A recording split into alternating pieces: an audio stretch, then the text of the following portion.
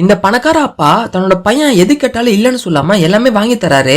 அப்படி இருக்க ஒரு நாள் அந்த பையன் படிக்கிற மெட்ரிகுலேஷன் ஸ்கூல்ல அவங்க கிட்ட சொல்றாங்க, நாளைக்குள்ள நீ ஃபீஸ் கட்டலன்னா உன ஸ்கூலுக்குள்ள அலோவ் பண்ண மாட்டேன்னு சொல்ல, அதுக்கு அந்த பையன் எங்க அப்பா ஒரு மிகப்பெரிய பிசினஸ் மேன், ஏதோ தெரியாம ஒரு மாசம் ஃபீஸ் கட்ட மறந்துருப்பாருன்னு சொல்ல, ஒரு நாள் இவங்க அப்பா அந்த பையனை ஸ்கூல்ல விட்டுட்டு கார் டிரைவர் கிட்ட கேஷ் கொடுத்துட்டு நடந்து போறத பார்த்த அந்த பையன் சந்தேகப்பட்டு அவரை ஃபாலோ பண்றான். அப்பதான் தெரியுது அவங்க அப்பா பிசினஸ் மேன்லாம் கிடையாது, ஒரு சாதாரண மெக்கானிக்கும் கிடைக்கிற வேலை செய்யறவனு தெரிய வருது.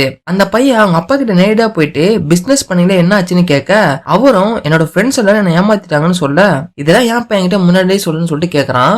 இது கேட்டா நீ ரொம்ப கஷ்டப்படுவனுதான், டெய்லியும் வாடகை கார்ல உன ஸ்கூல்ல விட்டுட்டு வாடகை பங்களா வாழ்ந்துட்டு இருக்கோன்னு சொல்லுவாரு. தனக்காக நம்ம அப்பா இவ்வளவு கஷ்டப்படுறான்னு தெரிஞ்ச அந்த பையன் நம்மளும் நாமளான ஒரு மெக்கானிக் வகை வாழலாம்னு சொல்லிடுறான். ஒரு நாள் இவன் கிரிக்கெட் விளையாட்டு இருக்கும் போதே தெரியாம பால் ஒரு பையன் மேல அடிச்சிடறான். அந்த பையனும் மயக்கம் போட்டு கீழே விழுந்துடுறான். இதை பார்த்த மத்த பசங்க அவனை அடிக்கிறாங்க.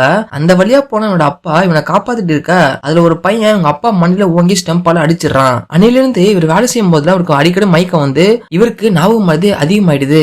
இதனாலே இவர் செஞ்ச மெக்கானிக் வேலையும் கிடைக்கிற வேலை செஞ்ச எல்லா வேலையும் இவர் தூக்கிடுறாங்க. தனக்காக அப்பா இவ்வளவு கஷ்டப்படுறான்னு தெரிஞ்ச அந்த பையன் டீ கடை மெக்கானிக் ஷாப்னு கிடைக்கிற வேலை செஞ்சுட்டு இருக்கான்.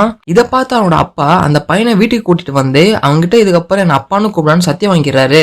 அடுத்த நாள் அவனை ஒரு அநாத ஆசிரமத்துக்கு கூட்டிட்டு போறாரு. தன்னோட பையனுக்கு ஒரு வேளை கூட ஒழுங்கா சாப்பாடு போட முடியல நினைச்சா அவரு இந்த ஆசிரமத்துல இருந்த வேலை வேலைக்கு சாப்பிடான்னு சொல்லிட்டு அவன் அந்த ஆசிரமத்துல சேர்த்து விட்டு வந்துடுறாரு.